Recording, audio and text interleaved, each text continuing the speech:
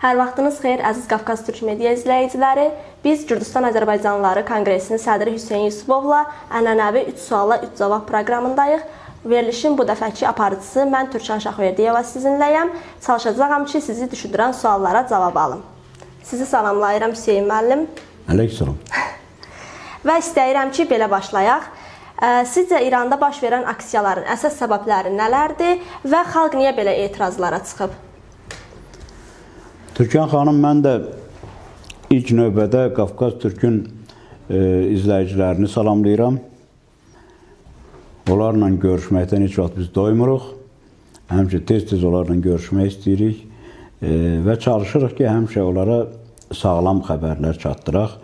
Və mən inanıram ki, siz də, Gülgün xanım da, hər ikiniz çox ciddi suallarla həmişə məni suallandırırsınız. İnşallah bugün biz çalışırıq sizin suallarınıza cavablandırmağa çalışacağıq. İlk növbədə birinci sualınızla bağlı. Orada İranda başlamış olan artıq 2 həftədən artıq davam edən proseslərin səbəbi var, məqsədi var və artıq nəticələr də görünmək üzrədir. Yəni ki, nəticələr proqnozlaşdırmaq olar, bugünə olan nəticələri proqnozlaşdırmaq olar. Birinci səbəb bildiyiniz kimi İranın milli valyutasının çox sərt şəkildə devalvasiyaya uğraması, yəni ki, çox sərt şəkildə realın dəyər itirməsi ölkədə çox ciddi bir qiymətlər artışına səbəb oldu və real dəyərsizləşməyə tərəf çox sərt şəkildə uğradı. Hesab edin ki, 7 dollar 1 milyon real. O dərəcədə bu qiymət itirdi, dəyər itirdi real.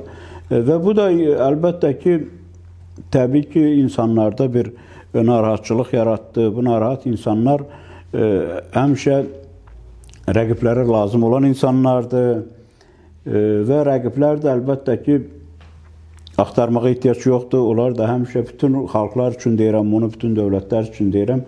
Rəqiblər həmişə yan yörəndə, ətrafında, çox uzaqda deyil. Onlar sənin çətin günlərini gözləyir ki, sənin son həlledici zərbələrini vurmaq üçün. Burada məqsəd, demək ki, səbəb milli valyutanın bu cür dəyərsizləşməsi idi.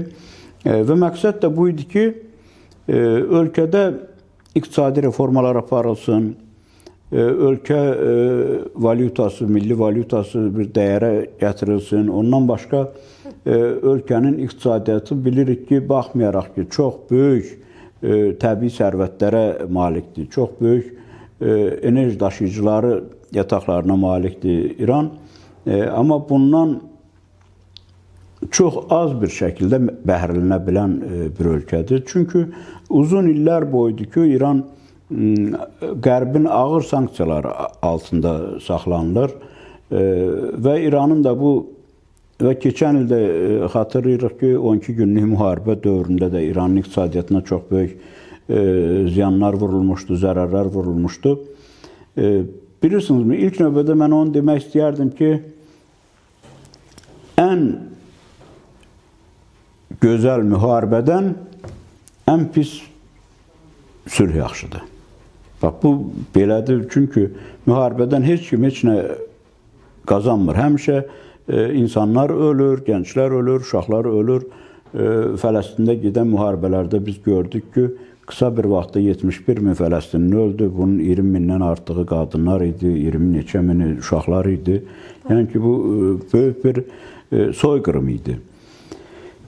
İrana gəlsək, məqsəd bəli, demək ki, iqtisadi reformalar aparmaq idi və oranın xalq tərəfindən seçilmiş prezidenti və əslən Türk olan prezidenti Pezeşkan həmin dəqiqə Milli Bankın rəhbərini dəyişdi, yeni bir rəhbər təyin elədi oraya.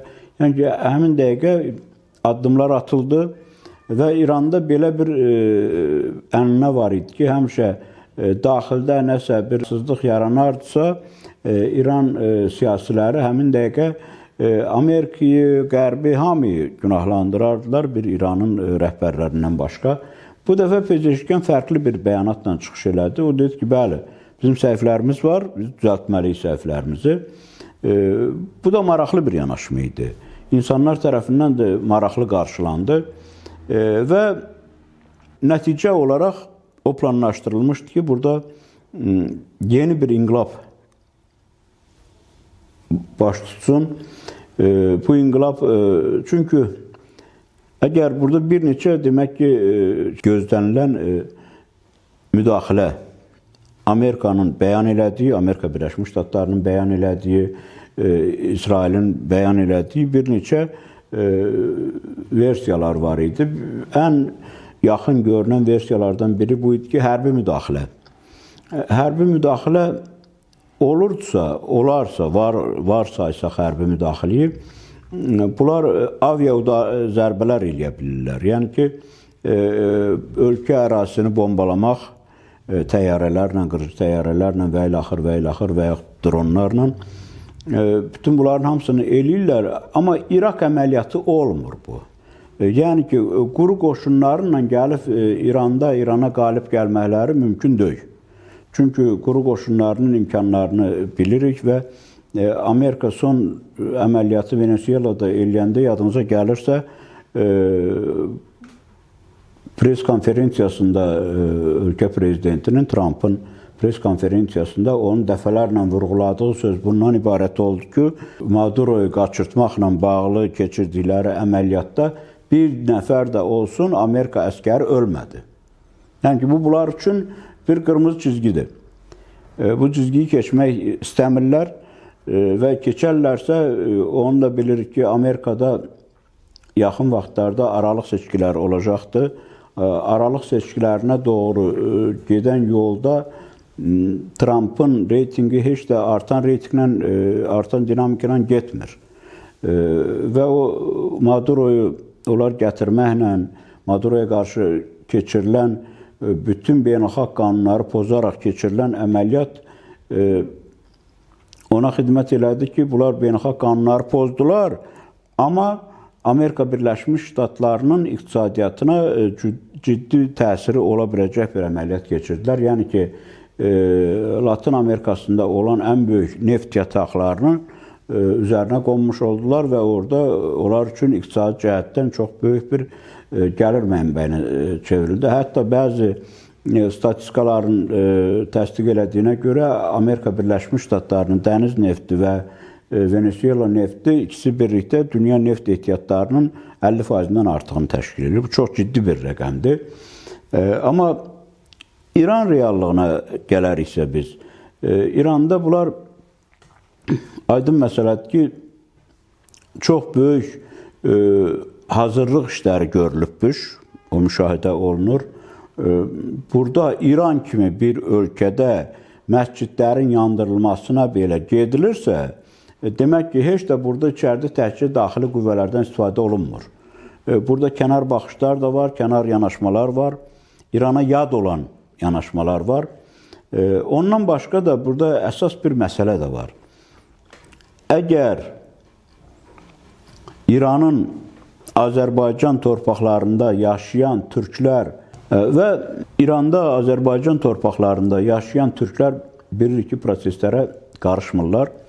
Amma ölkədə gedən proseslərə biganə də deyirlər. Onların tez-tez elədikləri bəyanatlar, onların mövqe sərgiləməyinin bütün hamısını mən məsələn diqqətlə izləyirəm. Orada çoxlu dostlarımız var bizim və orada gedən proseslər Azərbaycan yoxdursa, İranda heç eləmək mümkün deyil.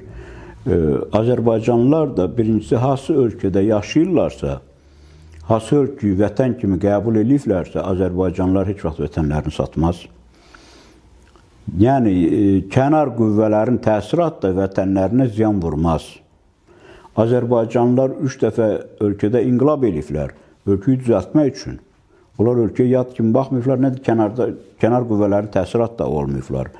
Və bugün ölkəyi dağıtmaq üçün o qədər kirli informasiyalar dolaşır mediada, internet ortamında, o qədər bütün o sosial saytlarda o qədər kirli informasiyalar, oradan milyardlarla pulların haralarasa daşınması, oradan tonlarla qızılların haralarasa daşınması, nələr. Deməli, həmin nəticələrdən biri olaraq ona gəlib çıxıbdır ki, bunlar iqtisadi problemlərlə bağlı küçələrə çıxmışdılar. Məqsəd gəlib siyasi bəyanatlara, hətta dini bəyanatlara. Yəni ki, əsas ana yoldan başqa yollara çıxıblar.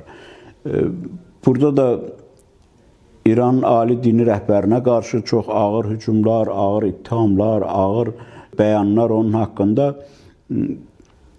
Bilirsiniz, Azərbaycan burada iştirak eləmirsə, bir daha təkrar edirəm, burada üçün alına bilməz. Azərbaycan da ona görə həm də iştirak eləmir ki, ölkəyi idarə edən rəhbərlər, ölkənin ali dini rəhbəri də, prezidenti də bugün orada yaşayan türklərdəndir.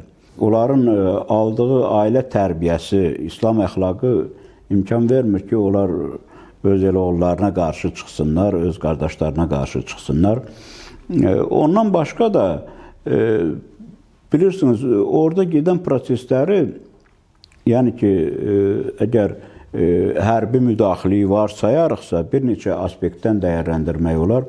Əlbəttə ki, bizim üçün ilk aspekt bizim vətənimizdən, Gürcüstandan bizim baxışlarımızdır. O da ondan ibarətdir ki, əgər 100 milyonluq bir ölkədə, qonşu ölkədə hərbi müdaxilə olarsa, haradakı iqtisadiyyat praktik olaraq çökübdür və üstəgəl hərbi müdaxilə də olarsa, bu 100 milyon acından öləsi deyil. Və acından ölməmək üçün qonşu ölkələrə bunlar səpələnəcəkdir. Və qonşu ölkələrə də bunlar gedəndə mütləq Gürcüstana da gələcəkdir. Ən yaxın qonşulardan biri biz isə bizə də mütləq gəlib çıxacaq oradan qaçqınlar və biz gördük ki, Suriyada gedən proseslərdə, nə vaxt ki, Suriyada yaşayan əhali İranın 1/4 qədərdir. Yəni ki, təqribən 25 milyon idi. O 25 milyonun 10 milyona qədəri Türkiyə getdi, çıxdı və qardaş Türkiyədə nə qədər ağır iqtisadi krizislər yaşandı. Bunu biz şahid olduq, gördük. Və burada gedən proseslər bu qonşu ölkələri iqtisadiyyatına ağır təsirdən başqa İranın məlumdur ki, ilk görəcəyi iş Hürmüz boğazını qapatmaq olar.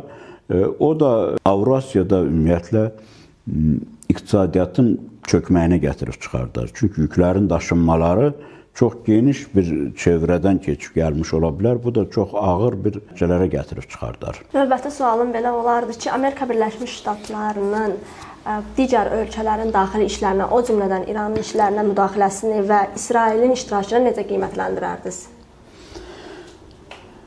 Bilirsiniz,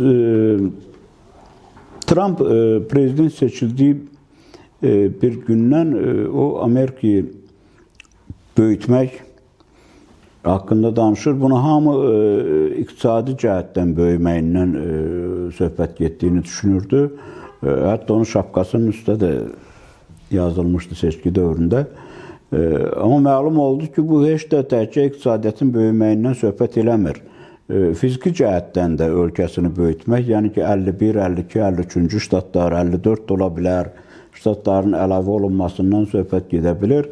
Əlbəttə ki, bu beynəlxalq qanunlara kökündən ziddir və beynəlxalq qanunlara qarşı gedən şəxslər, şəxsiyyətlər, ölkələrin liderləri kimliyindən asılı olmayaraq onlar mütləq nə vaxtsa cavab verməli olur. Və burada gedən, biz Venezuela'da gedən prosesi izlədik hamımız ürək ağrısından. Maduro deyilən şəxs diktator idi, diktator deyildi, kim idisə, diktator idisə elə Hasan götürülüb, bir şapka kimi götürülüb gətirilə bilməzdi. Diktatorlar elə qorunmur. Diktator deyildisə, hər kim idisə, o bir ölkənin, bir xalqın seçdiyi lideridir. Yəni, başqa bir ölkə onun daxilinə müdaxilə eləyib, o lideri aparması, bilirsiniz, dünya praktikasında hər gün rastlaşılan işdir bu. Çox böyük təəccüb doğuran bir işdir və təkcə təəccüb doğurmur. Eyni zamanda böyük qəlb qırıqlığı da yaşadır. Hamı Amerikadan bir demokratiya gözləyir, hamı Amerikan demokratiyasına arxalanır ölkənin, dünyanın ciddi bir hissəsi və Amerika bugün, Amerika prezidenti bəyan eləyəndə ki, mən heç bir beynəlxalq qanun tanımıram, məni bu əməllərdən yalnız mənim əxlaqım, vicdanım dayandıra bilər və əxlaqını fabrikada çalışan fəhliyə qarşı münasibətində də nümayiş elətdirir, hansı əxlaqın sahibi olduğunda. O sözləri də burada ifadə eləmək imkanımız yoxdur, kəlmələrlə orada söyüşlər söyür.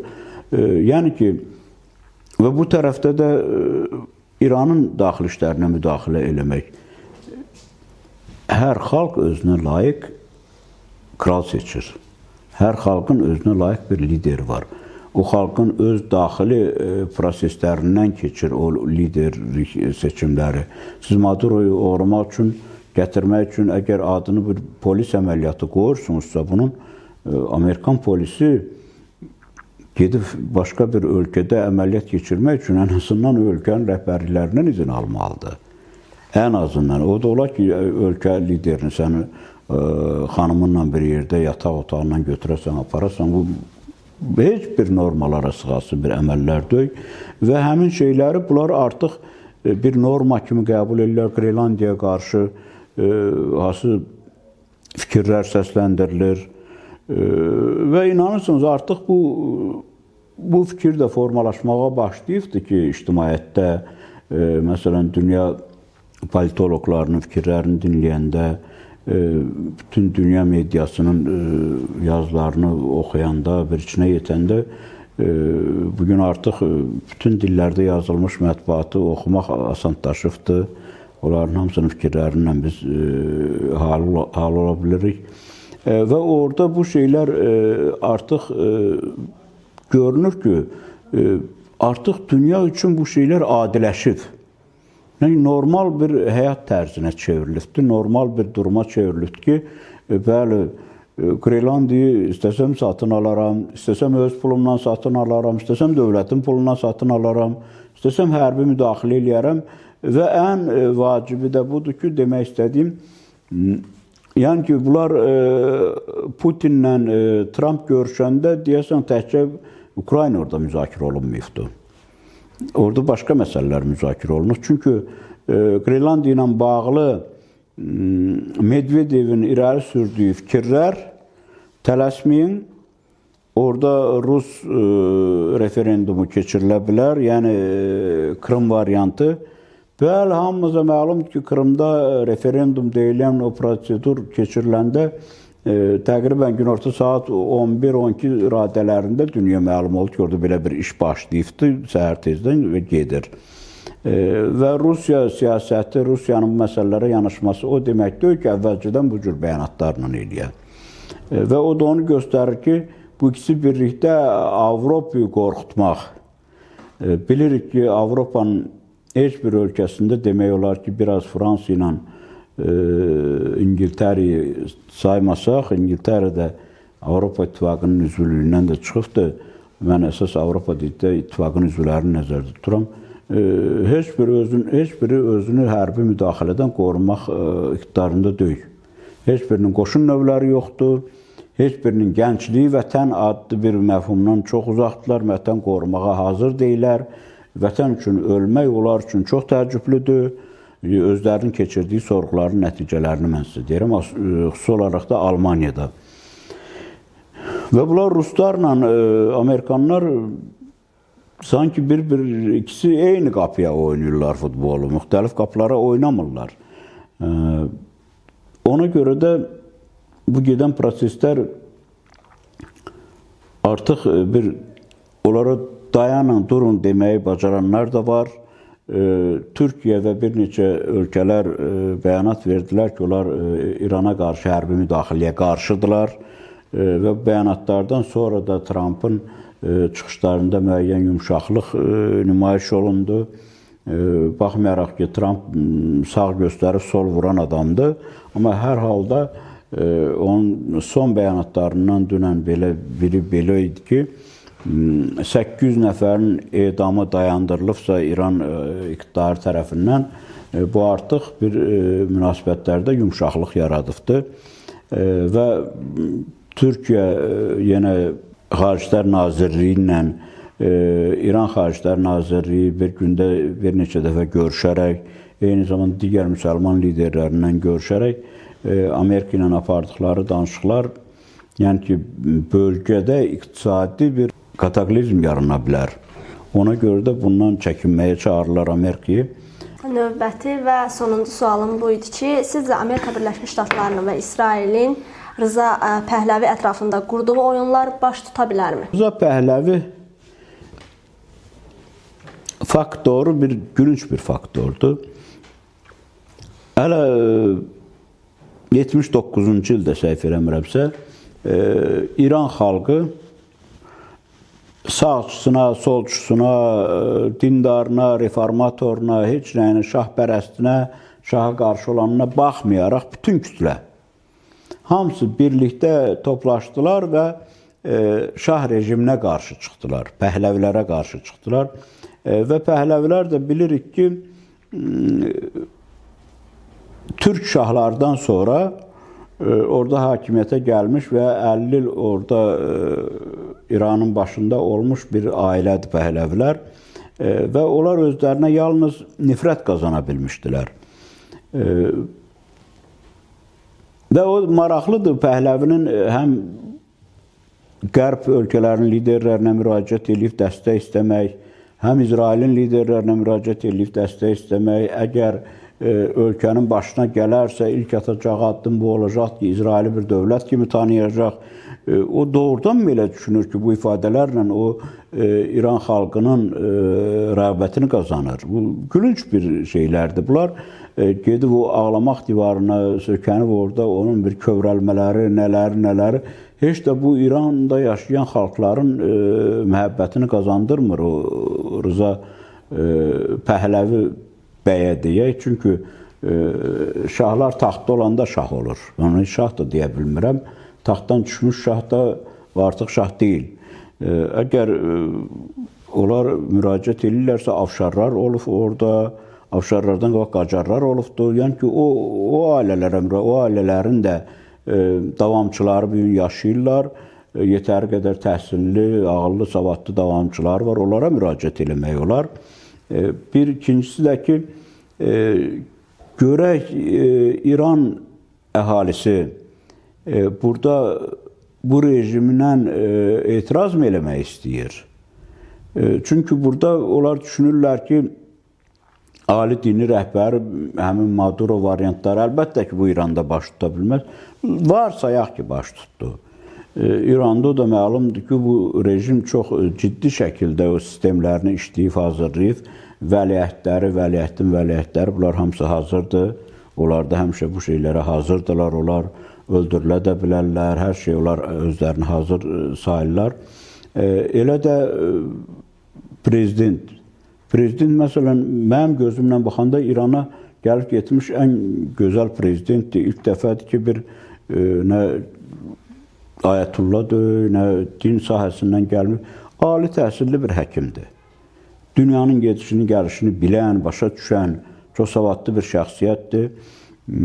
Tez-tez insanları bir dövlət rəhbəri olaraq böyük dövlət tədbirlərində çıxış eləyəndə insanları başa salmaqdan ötürü tez-tez türk atalar məsələlərinə, türk şeirlərinə, bizim sevimli Şəhriyarın şeirlərinə müraciət edir. Bu da bizim çox xoşumuza gəlir və inşallah inanırıq ki, orada İranda İranın inkişafını görmək istəyənlər, necə ki, onlar deyirlər ki, biz böyük İran görmək istəyirik. Bəli, böyük İran görmək istəyənlər onların reformalarına kömək eləsinlər. Böyük İran görmək istəyənlər onların üzərinə qoyulmuş səbəbli, səbəbsiz o ağır sanksiyaları götürsünlər.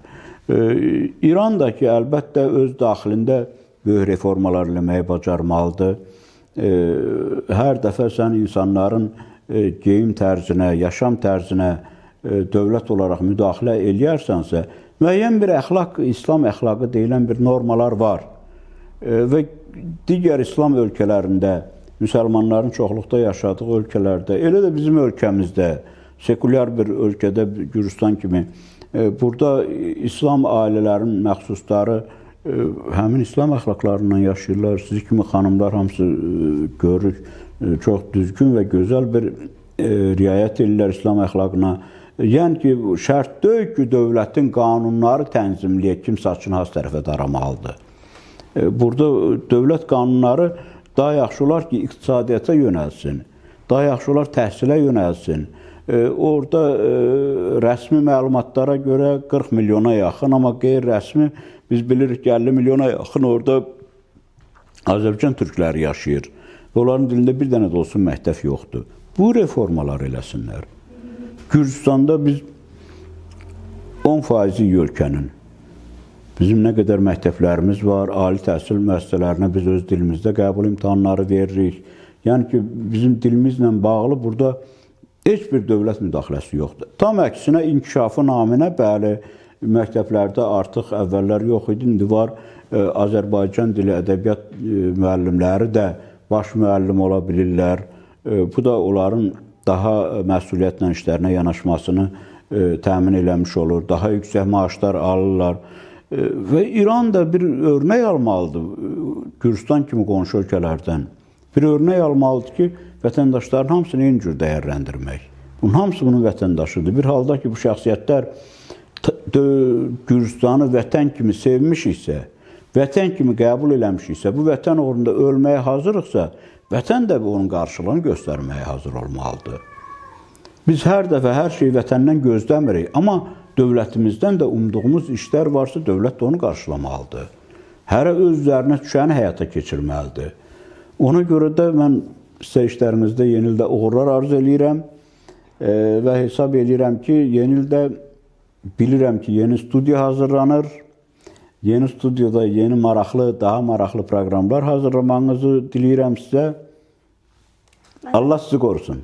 Var olun Hüseyin müəllim, mən də təşəkkür edirəm vaxtınızı ayırıb suallarımızı cavablandırdığınız üçün. Çox sağ olun, gələn görüşlərədək.